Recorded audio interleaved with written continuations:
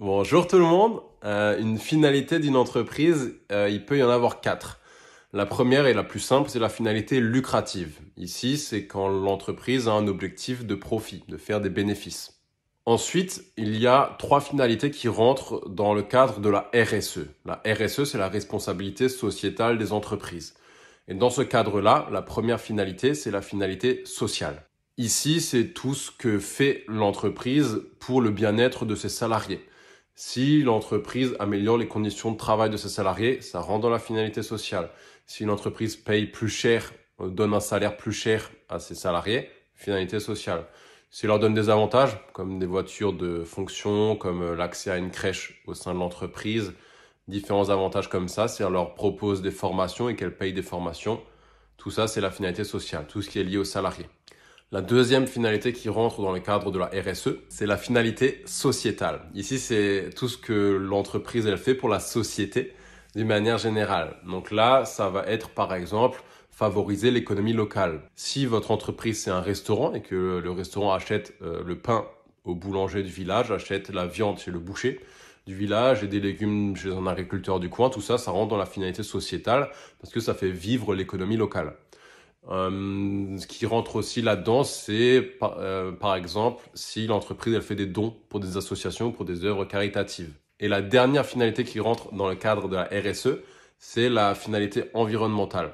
Ici, c'est tout ce que fait une entreprise pour l'environnement de manière générale. Donc, par exemple, une entreprise qui décide de réduire ses émissions de CO2, une entreprise qui trie ses déchets, une entreprise qui choisit ses matières premières de façon à ce qu'elle n'ait pas beaucoup d'impact sur l'environnement. Tout ça, c'est la finalité environnementale. Cette question-là, elle retombe souvent le jour J au bac. Je vous ai mis deux exemples de questions qui sont déjà tombées sur les sujets des dernières années. La première question, c'est identifier les finalités d'une entreprise, tout simplement. Donc là, il fallait repérer les quatre dans les annexes, voir ce que l'entreprise elle faisait, etc. Et la deuxième, présenter la démarche de responsabilité sociétale des entreprises. Du coup, là, ça correspondait aux trois finalités qui rentrent dans le cadre de la RSE. Il fallait voir à nouveau dans les annexes ce que l'entreprise elle mettait en place pour l'environnement, pour le social, donc les salariés, et pour le sociétal, donc la société d'une manière générale. Une entreprise peut avoir quatre performances différentes. La première performance, c'est la performance commerciale. Ici, c'est tout ce qui est lié au commerce, donc à la vente. Pour voir si une entreprise elle a une bonne performance commerciale, on va identifier différents indicateurs comme le chiffre d'affaires de l'entreprise, le nombre de ventes de l'entreprise, des choses comme ça. La deuxième performance d'une entreprise, c'est sa performance financière. Ici, c'est tout ce qui est lié à la rentabilité. Donc, comme indicateur, on peut utiliser la marge de l'entreprise, son bénéfice, des choses liées à la rentabilité. La troisième performance, c'est la performance sociale. Ici, c'est tout ce qui est lié aux salariés dans une entreprise. On peut par exemple regarder le nombre de formations qu'ont réalisé les salariés sur une année. On peut par exemple analyser le taux d'absentéisme d'une entreprise, puisque si celui-ci est faible, ça veut dire que l'entreprise elle a une bonne performance sociale. Et la dernière performance, c'est la performance environnementale. Ici, c'est tout ce qui est lié à l'environnement. Donc, comme indicateur, on peut par exemple utiliser le taux d'émission de CO2 de l'entreprise. On peut par exemple analyser le nombre de déchets que provoque ou que produit l'entreprise, tout ce qui est lié à l'environnement. Une des questions qui est déjà tombée le jour J, je vous l'ai mise à nouveau, proposer des indicateurs pertinents pour évaluer la performance financière et commerciale de l'entreprise. Ici, il fallait donc tout simplement lister sous forme de tirets différents indicateurs qui permettaient d'analyser ces deux types de performances dans une entreprise, comme les indicateurs que je vous ai mis en exemple sur le schéma. Une des questions qui peut tomber souvent, c'est une question qui est liée au diagnostic stratégique. Il existe deux diagnostics. Le diagnostic interne d'abord. Ici, c'est tout ce qui est lié à l'interne, donc à l'intérieur d'une entreprise qui est propre à elle-même. Quand on vous demande d'identifier ou de réaliser un diagnostic stratégique interne, ici, on vous demande d'identifier les forces et les faiblesses de l'entreprise. Les forces, c'est tout ce qui est dans l'entreprise et qui correspond à un avantage pour elle. Je vous ai mis des exemples, ça peut être augmentation du chiffre d'affaires par exemple. Ça peut être le savoir-faire des salariés, s'ils sont justement compétents. Et d'un autre côté, il faut aussi identifier les faiblesses de l'entreprise avec le diagnostic interne. Les faiblesses, c'est l'inverse des forces qui est propre à l'entreprise, dans l'entreprise, mais qui représente un désavantage pour elle. Ça peut être le taux d'absentéisme s'il est élevé. Ça peut tout simplement être un mauvais climat dans l'entreprise, une mauvaise ambiance, ou tout simplement une baisse des ventes, une baisse du résultat, un truc comme ça. Si jamais vous avez une question avec un diagnostic à faire, vous pouvez le faire sous forme de tableau. Et le diagnostic interne, on peut aussi le faire en dissociant les différentes forces et faiblesses en fonction des ressources et des compétences d'une entreprise. C'est pas encore demandé, mais c'est possible que ça le soit un jour. D'un autre côté, le diagnostic externe, c'est une analyse des opportunités et des menaces d'une entreprise. Donc, c'est des choses qui viennent de l'extérieur de l'entreprise et qui ont un impact sur elle-même. Les opportunités, c'est ce qui est à l'extérieur de l'entreprise et qui a un avantage pour l'entreprise. Ça peut être une nouvelle loi qui a été créée, qui va venir apporter un avantage à l'entreprise. Ça peut être une hausse de la demande, tout simplement. Si vous êtes une entreprise qui produit des produits véganes, en France, il y a de plus en plus de personnes qui consomment, qui mangent vegan. Donc ça peut être une opportunité pour vous, justement. En menace, c'est des choses extérieures du coup qui viennent menacer l'entreprise. Ça peut être la pression concurrentielle. Si vous êtes sur un marché où il y a beaucoup de concurrents, justement, la présence de ce nombre de concurrents qui est très élevé, ça va vous menacer. Une autre menace, ça peut être tout simplement des crises économiques, comme c'était par exemple le cas lors du Covid. Ce diagnostic externe, normalement, vous avez aussi appris à le faire sous forme de tableau et de manière plus approfondie, vous pouvez le faire avec un pestel. Les deux questions qui sont déjà tombées le jour J sont les suivantes. Réaliser le diagnostic interne de l'entreprise. Donc là, il fallait seulement identifier les forces et les faiblesses de l'entreprise qui étaient présentes dans les annexes. Ou alors une autre question, c'était simplement d'identifier les forces de l'entreprise. Une entreprise, elle peut avoir 4 ressources différentes. La première ressource, c'est la ressource financière. Ici, c'est tout ce qui est lié aux chiffres. Donc, on va retrouver par exemple le bénéfice que fait l'entreprise, la marge que fait l'entreprise, son capital, des éléments comme ça. La deuxième ressource de l'entreprise, c'est les ressources humaines. Ici, c'est tout ce qui est lié aux salariés, aux dirigeants, etc., aux humains. On peut par exemple relever le nombre de salariés qui sont présents dans l'entreprise. On peut relever les compétences, le savoir-faire des salariés. On peut aussi évoquer leur diplôme ou leur formation. Ensuite, dans les ressources matérielles, c'est tout ce qui est matériel dans l'entreprise qu'on peut toucher. Ça va être les locaux de l'entreprise, les ordinateurs, les robots de production, les bureaux, tout ce qui est matériel. Et la dernière ressource, c'est la ressource immatérielle. Donc là, c'est l'inverse, c'est ce qu'on ne peut pas toucher. On peut par exemple relever les brevets. Si une entreprise elle a déposé des brevets pour protéger ses innovations, les brevets en eux-mêmes, c'est des ressources immatérielles. Ressources immatérielles, ça peut aussi être la notoriété de l'entreprise, si elle est bonne. Je précise qu'au niveau des ressources, vous pouvez aussi distinguer en général les ressources tangibles des ressources intangibles. Ressources tangibles, c'est ce qui est corporel qu'on peut toucher. Donc en général, ça, vous pouvez considérer que ça fait référence aux ressources matérielles. Et les ressources intangibles qu'on ne peut pas toucher. Donc ça peut faire référence aux 3 autres types de ressources. Et la question qui est déjà tombée le jour J au bac, c'est tout simplement identifier les ressources de l'entreprise. Une entreprise, elle peut avoir différentes stratégies. On distingue les stratégies globales des stratégies de domaine.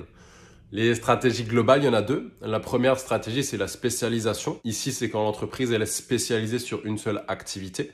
C'est le cas par exemple de Ryanair, qui est spécialisée dans le transport aérien. Elle ne propose pas une autre activité. L'autre stratégie globale, c'est l'inverse, c'est la diversification. Et ici, c'est une entreprise qui développe plusieurs activités. C'est le cas par exemple de Credimut qui est une banque, donc elle propose un service de banque, elle propose aussi un service d'assurance, elle propose aussi un système de sécurité dans les maisons avec des caméras, etc. Elle propose aussi des abonnements téléphoniques, donc vous le comprenez, elle a différentes activités, stratégies de diversification. D'un autre côté, il y a les stratégies de domaine. Ici, il y en a 3. La première stratégie de domaine, c'est la stratégie de différenciation. Ici, c'est quand l'entreprise elle se différencie de la concurrence. Elle propose le même bien ou le même service, mais de manière différente. C'est par exemple le cas d'Apple, puisque Apple propose aussi tout ce qui est téléphone, etc., comme d'autres concurrents, Samsung et tout. Sauf que Apple propose tout avec son App Store, avec d'autres applications, tandis que les concurrents sont tous sur Android. Donc, stratégie de différenciation. On peut aussi se différencier de la concurrence d'autres manières, juste par exemple de par la qualité, en proposant le même bien qu'un autre concurrent, mais avec une qualité beaucoup plus élevée. La deuxième stratégie de domaine, c'est la stratégie de focalisation. Ici, c'est quand une entreprise, elle se focalise, donc elle se concentre sur un seul segment. C'est par exemple le cas des salles de sport, puisqu'il y a des salles de sport qui sont ouvertes qu'aux femmes. Donc elles ont une stratégie de focalisation parce qu'elles sont concentrées sur un seul segment, à savoir les femmes. Un segment, c'est ça, un groupe de clients qui ont un critère commun. Là, à savoir, c'était les femmes. Et la dernière stratégie de domaine, c'est la stratégie de domination par les coûts. Ici, c'est quand une entreprise propose les mêmes services qu'une autre entreprise, que ses concurrents, mais à un prix plus faible. C'est le cas à nouveau de Ryanair, par exemple, ou de EasyJet. Une des questions qui est déjà tombée le jour J à propos des stratégies, c'est la suivante. Identifier les options stratégiques choisies par l'entreprise et apprécier leur pertinence. Donc ici, il faut regarder dans les annexes et repérer quelles sont les stratégies qu'ont développées l'entreprise parmi les 5 que j'ai évoquées juste avant. La question, elle peut aussi juste porter sur une partie. La question, ça peut aussi être identifier la stratégie globale de l'entreprise. À ce moment-là, on fait seulement référence aux 2 autres stratégies, donc spécialisation et diversification, et pas aux stratégies de domaine. Il faut bien faire attention lorsque vous lisez la question. Mais en général, on n'évoque pas de trucs précis, et c'est juste identifier la stratégie de l'entreprise, donc ça peut être les 5. Alors là, on va travailler sur 2 notions, la notion de management décision stratégique et la notion de management ou décision opérationnelle. On parle de management et de décision, ça peut être les deux. D'abord, le management stratégique, il faut savoir que c'est une décision stratégique qui a été prise par le sommet hiérarchique, donc par les dirigeants d'une entreprise. C'est une décision qui va engager l'entreprise sur le long terme, donc sur plusieurs années. Une décision qui nécessite un lourd investissement, donc beaucoup de moyens financiers. Et c'est une décision qui est irréversible. Ça veut dire qu'on ne pourra pas revenir en arrière. L'exemple concret qu'on peut utiliser, c'est si une entreprise décide de construire un nouveau local, un local de production. Si elle prend cette décision, c'est une décision stratégique qui relève du management stratégique parce que ça nécessite de lourds investissements, ça coûte cher de construire un nouveau local. C'est seulement les dirigeants qui vont prendre cette décision. Ça engage l'entreprise sur le long terme, c'est un projet sur le long terme, une construction de nouveaux locaux, et c'est une décision qui est irréversible. Une fois que le local est là, on peut difficilement revenir en arrière. On ne peut pas le démolir ou récupérer notre argent, etc. D'un autre côté, il y a les décisions ou le management opérationnel, et là, c'est tout simplement l'inverse. C'est une décision qui est prise par le personnel d'encadrement, ça peut être un peu des sous-chefs, des choses comme ça, si vous voulez. Elle engage l'entreprise simplement sur le court terme, une petite période. Cette décision ne nécessite pas beaucoup d'investissement et elle est réversible, ça veut dire qu'on peut revenir en arrière. Et comme exemple, je vous ai mis un changement de planning. Si une entreprise décide de changer le planning de ses salariés, c'est une décision opérationnelle. On peut facilement revenir en arrière, ça ne nécessite pas spécialement d'investissement, ça engage l'entreprise sur le court terme. Et c'est parfois des personnels encadrants qui décident pour leur équipe ce genre de décision. La question qui est déjà tombée le jour J au bac, c'est de montrer que cette décision, là il y avait une décision qui a été évoquée, relevait du management stratégique. Donc il fallait montrer dans les annexes que ça nécessitait un lourd investissement, ça engageait sur le long terme, c'était irréversible, c'était une décision qu'avaient pris les dirigeants. Là, on va travailler sur la notion de partie prenante. Une partie prenante dans une entreprise, c'est un groupe d'individus ou un individu qui a un impact sur l'entreprise. Une partie prenante, elle peut être interne ou externe. Partie prenante interne, c'est des personnes qui sont à l'intérieur interne de l'entreprise et externe, c'est à l'extérieur de l'entreprise. Parmi les parties prenantes internes, il y a les salariés, les dirigeants, les actionnaires, des choses comme ça. Parmi les parties prenantes externes, on peut compter du coup les clients, les concurrents. La question qui est déjà tombée le jour J au bac concernant ces parties prenantes, c'est la suivante. Préciser le rôle des acteurs impliqués dans le processus de préparation de commande. Indiquer pour chacun s'il s'agit d'un acteur interne ou externe. Maintenant, on travaille sur la notion d'approche marketing. Il existe 4 approches marketing différentes. La première approche marketing, c'est l'approche réactive. Ici, l'entreprise, elle réagit à un besoin qui existe déjà et est déjà exprimé. Si par exemple une nouvelle entreprise se crée et cette entreprise-là propose des produits véganes, son approche, elle est réactive. Et réagit à un besoin qui existe et qui est déjà exprimé. Il y a déjà des gens, beaucoup de personnes qui consomment vegan et qui veulent manger vegan, qui en demandent. Donc, approche réactive. La deuxième approche marketing, c'est l'approche anticipatrice. Ici, c'est quand l'entreprise, elle va anticiper un besoin. Le besoin, il existe, mais il n'est pas encore exprimé. L'exemple le plus simple, ça peut être l'exemple des influenceurs. Il y a beaucoup de marques qui envoient des produits aux influenceurs parce qu'ils pensent que l'influenceur en a besoin, mais celui-ci ne l'a pas forcément exprimé, ce besoin. Il n'a pas demandé à recevoir des colis, c'est les marques eux-mêmes qui ont pris l'initiative de le faire. Donc ici, approche anticipatrice de l'entreprise. La troisième approche, c'est l'approche créatrice. Elle s'appelle aussi l'approche proactive. Ici, cette approche-là, c'est quand une entreprise, elle crée un besoin. Le besoin, il n'existe pas encore, il n'est pas exprimé, il n'y a rien. Et l'entreprise va le créer. En général, c'est une entreprise qui va créer une toute nouvelle innovation.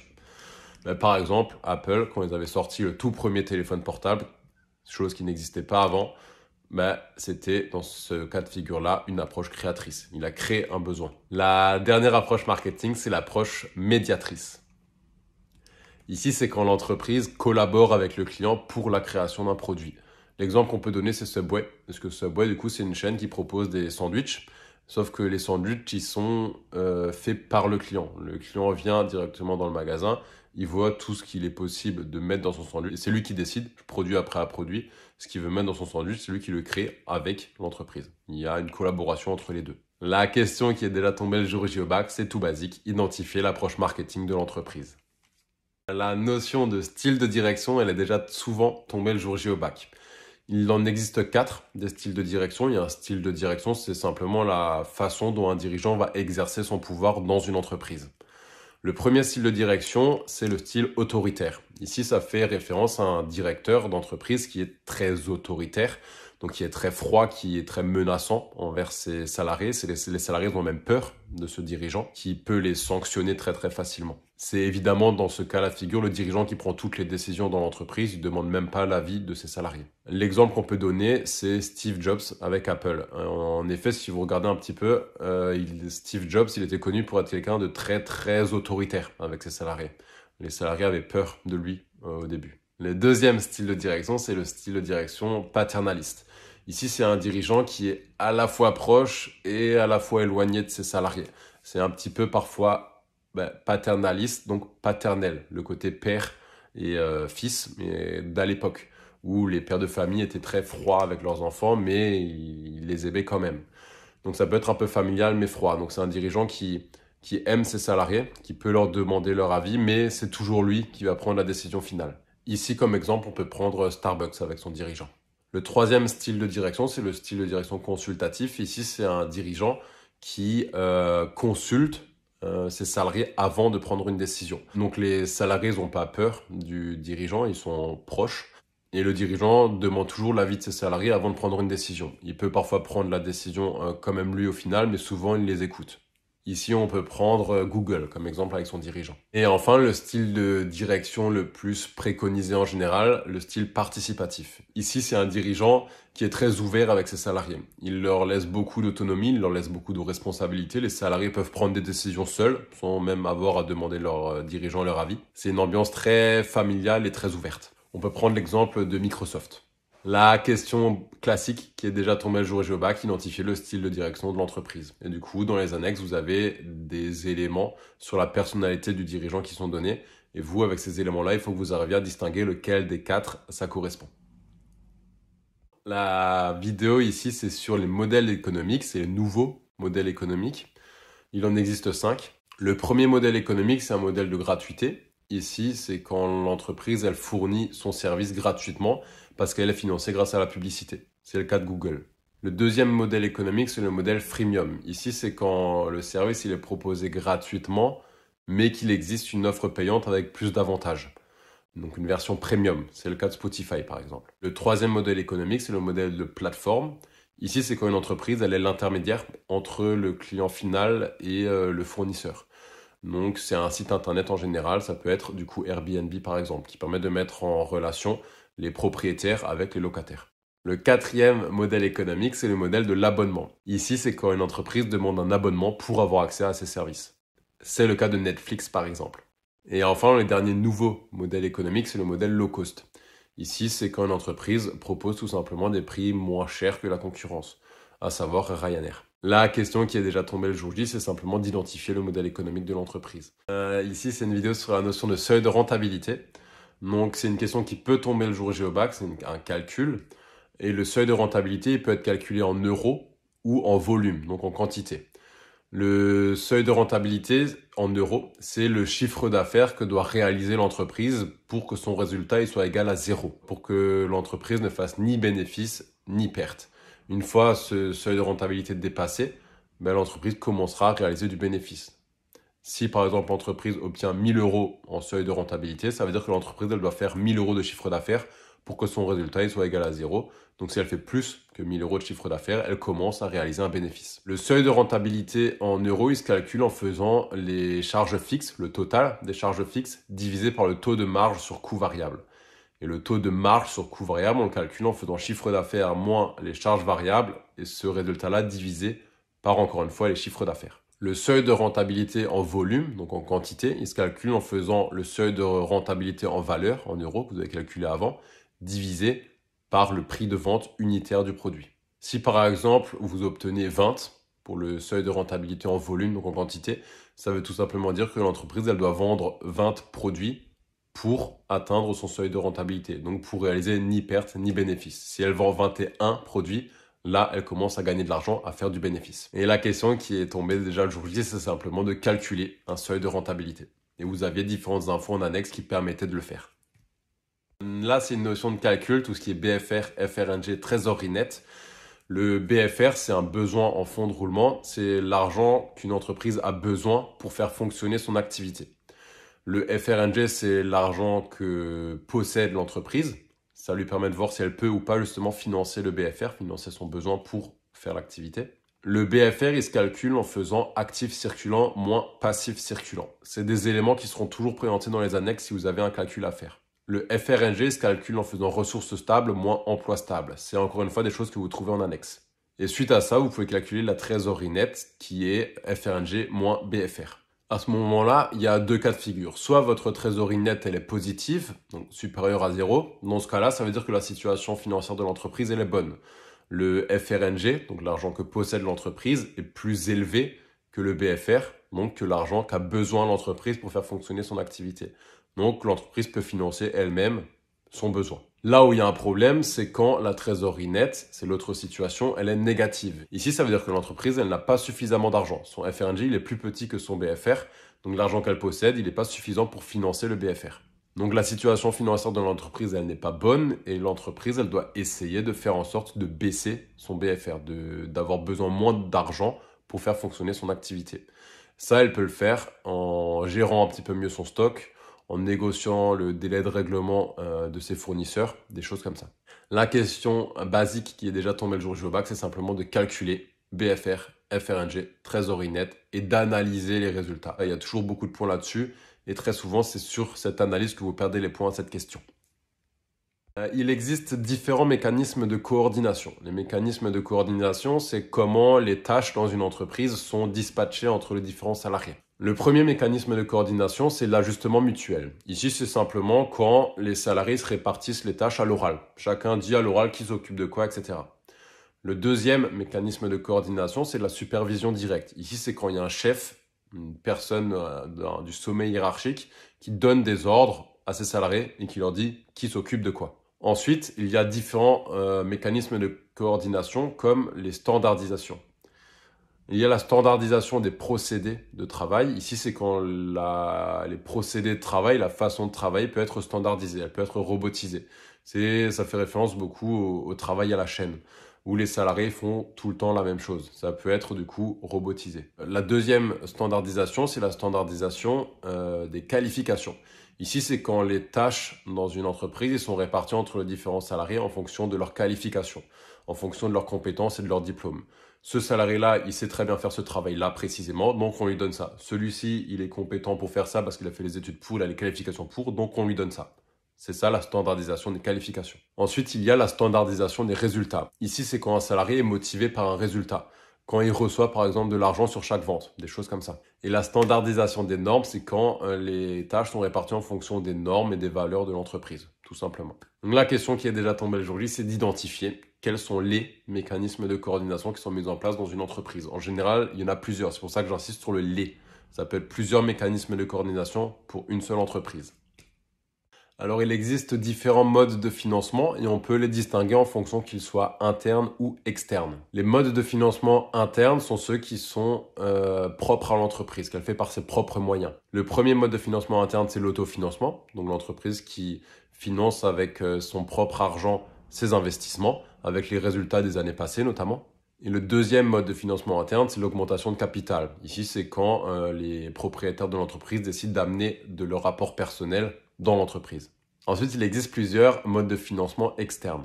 Le premier mode de financement externe, c'est tout simplement l'emprunt bancaire. Les entreprises qui décident d'emprunter de l'argent auprès des banques pour financer leurs investissements. Le deuxième financement externe, c'est la subvention. Ici, c'est quand l'État apporte une aide financière aux entreprises. Le troisième mode de financement externe, c'est le financement participatif. Ici, c'est quand une entreprise fait appel à des dons. Tout ce qui est financement participatif, c'est ça. Et ensuite, le quatrième mode de financement, c'est le crédit bail. Ici, c'est quand une entreprise, plutôt que d'acheter une machine, elle va la louer. Donc, c'est un mode de financement qui est plus simple puisque l'entreprise ne paye pas un lourd investissement dès le début. Elle va louer son bien, la machine, sur plusieurs mois, années, et à la fin, elle pourra l'obtenir à un prix plus faible. La question qui est déjà tombée le jour J au bac, c'est la suivante. Proposer des solutions pertinentes à l'entreprise pour financer son cycle d'exploitation. Et ici, il fallait du coup proposer à l'entreprise un mode de financement qui lui était propre à elle, en fonction de sa situation. Si l'entreprise elle avait déjà beaucoup d'emprunts, vous ne pouvez pas lui proposer de faire un emprunt bancaire parce qu'elle était déjà très endettée, par exemple. Les motivations d'un salarié, c'est ce qui va pousser un salarié à aller travailler, à s'accomplir dans son travail. La motivation d'un salarié, elle peut être interne ou externe. Lorsqu'elle est interne, c'est lorsqu'elle est propre au salarié. Ici, on dit qu'un salarié va être motivé dans son travail parce qu'il prend du plaisir à faire son travail ou tout simplement parce qu'il a une bonne conscience professionnelle. Tandis que d'un autre côté, les facteurs de motivation externes au salarié, c'est ce qui provient de l'extérieur et ça peut être des avantages qui lui sont apportés. Comme par exemple une prime, un salaire plus élevé, par exemple des avantages comme une voiture de fonction, des éléments comme ça. La question qui est déjà tombée le jour J, c'est tout simplement d'identifier les facteurs de motivation des salariés d'une entreprise. Et du coup, il faut regarder dans les annexes ce qui pousse les salariés de cette entreprise-là en question à travailler. Est-ce que c'est plus des choses internes, le plaisir de bien travailler, la conscience professionnelle, ou des avantages externes comme un avantage sur le salaire? La communication dans une entreprise, elle peut être interne ou externe. Lorsqu'elle est interne, c'est lorsqu'elle reste en interne, elle reste dans l'entreprise. Une communication interne, elle peut être ascendante, donc montée dans la ligne hiérarchique.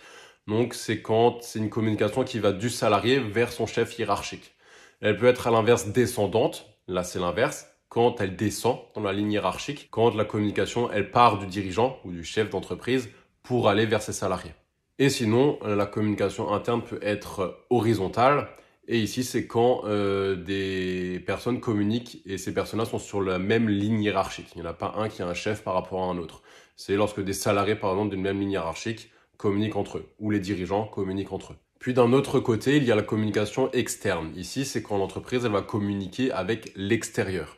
Parmi les communications externes, on compte la communication commerciale. Ici, c'est quand l'entreprise elle va faire une communication dans l'objectif de vendre un produit directement. Il y a aussi la communication institutionnelle. Ici, c'est quand l'entreprise va faire une com pour des agents extérieurs.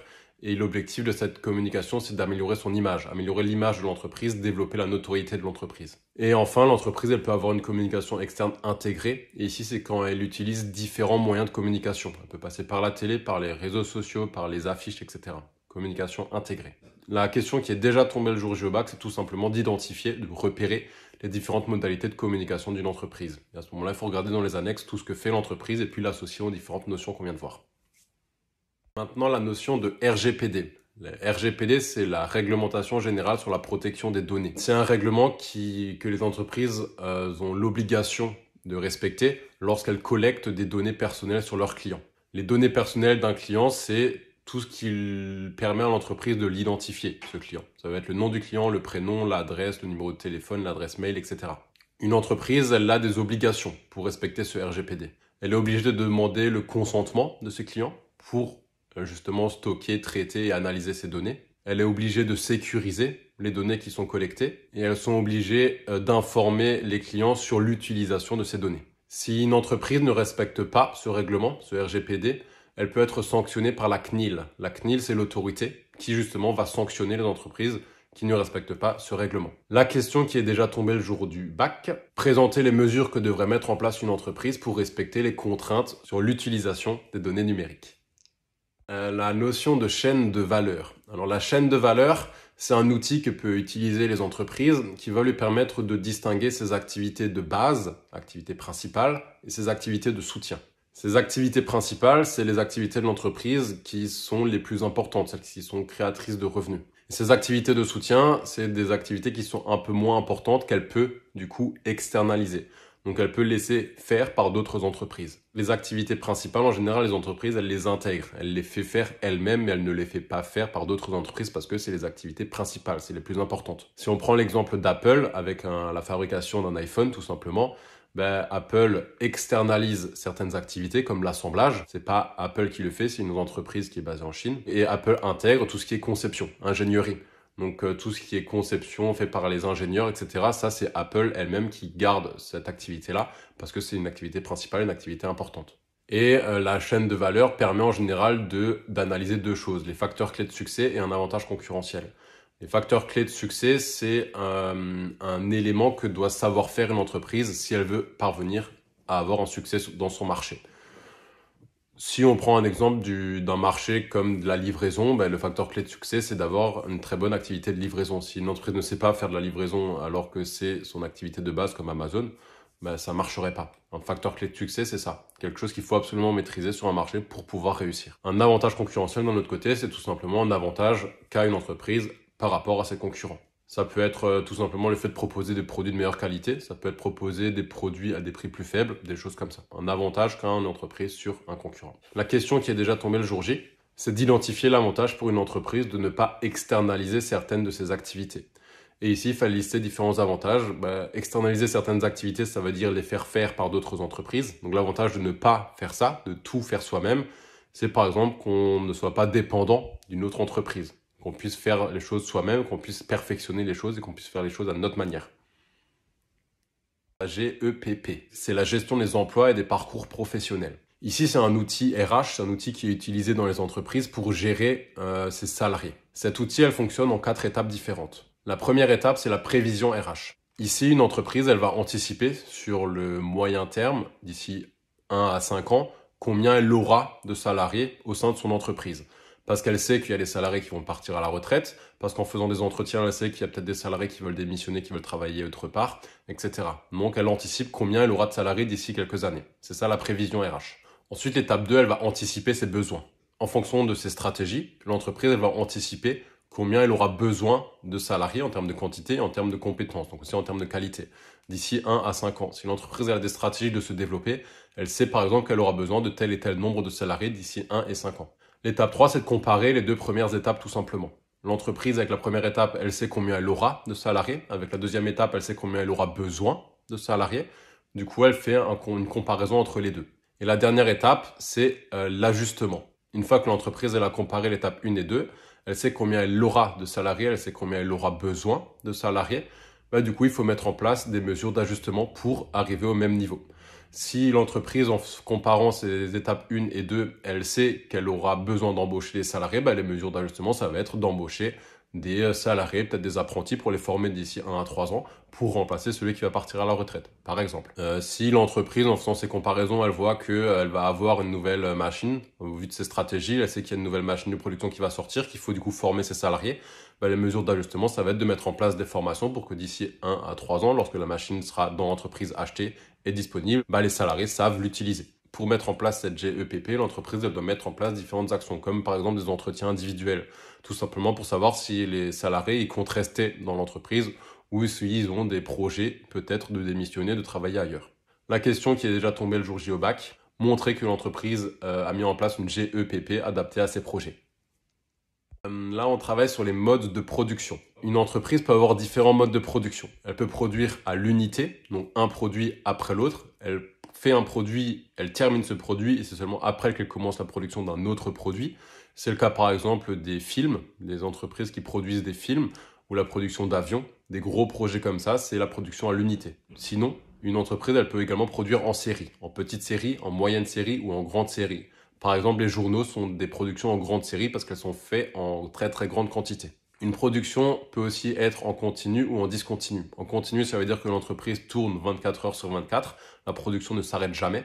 Et en discontinu, c'est l'inverse, il y a des pauses, l'entreprise arrête sa production à un certain moment pour reprendre ensuite. Ensuite, une entreprise peut avoir différents modes de pilotage. C'est le flux tendu ou le flux poussé. La production en flux tendu, c'est lorsque l'entreprise n'aura pas de stock. Concrètement, une entreprise attend la commande du client. Une fois que le client a commandé un produit, l'entreprise lance sa production et le livre directement au client. Ça, c'est le flux tendu. Il n'y a pas de stock, il n'y a pas de frais de stockage, c'est ça l'avantage. L'inconvénient, c'est que le client il est obligé d'attendre parce que le produit il n'est pas produit en avance. Donc le client commande, ensuite il faut qu'il attende que l'entreprise fasse sa production. D'un autre côté, le flux poussé, c'est l'inverse. L'entreprise, elle va anticiper ses ventes. Elle va se dire, ok, moi j'ai prévu de vendre 100 000 produits, donc elle va produire 100 000 produits. Les produits sont faits, l'entreprise les stocke, et après, lorsqu'un client commande le produit, ben, l'entreprise, elle a déjà ce produit disponible en stock, donc elle lui donne directement. L'avantage, c'est que le client, ben, il n'a pas de temps à attendre. L'inconvénient, c'est que ben, il y a des coûts de stockage et que l'entreprise, elle peut avoir des invendus ou au contraire une rupture de stock. La question qui est déjà tombée le jour J, c'est tout simplement d'identifier le mode de production de l'entreprise.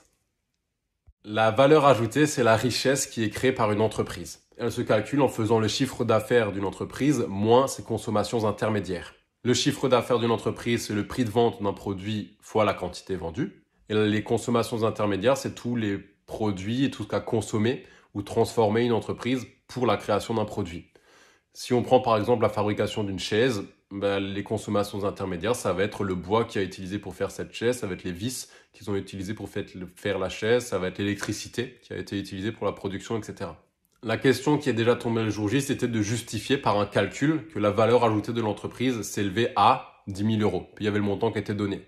Donc vous, il fallait que vous montriez comment l'entreprise elle faisait pour arriver à ces 10 000 euros de valeur ajoutée en fonction des annexes. Et dans les annexes, vous aviez justement le chiffre d'affaires de l'entreprise qui était donné. Parfois, c'est écrit production de l'exercice à la place de chiffre d'affaires, c'est la même chose.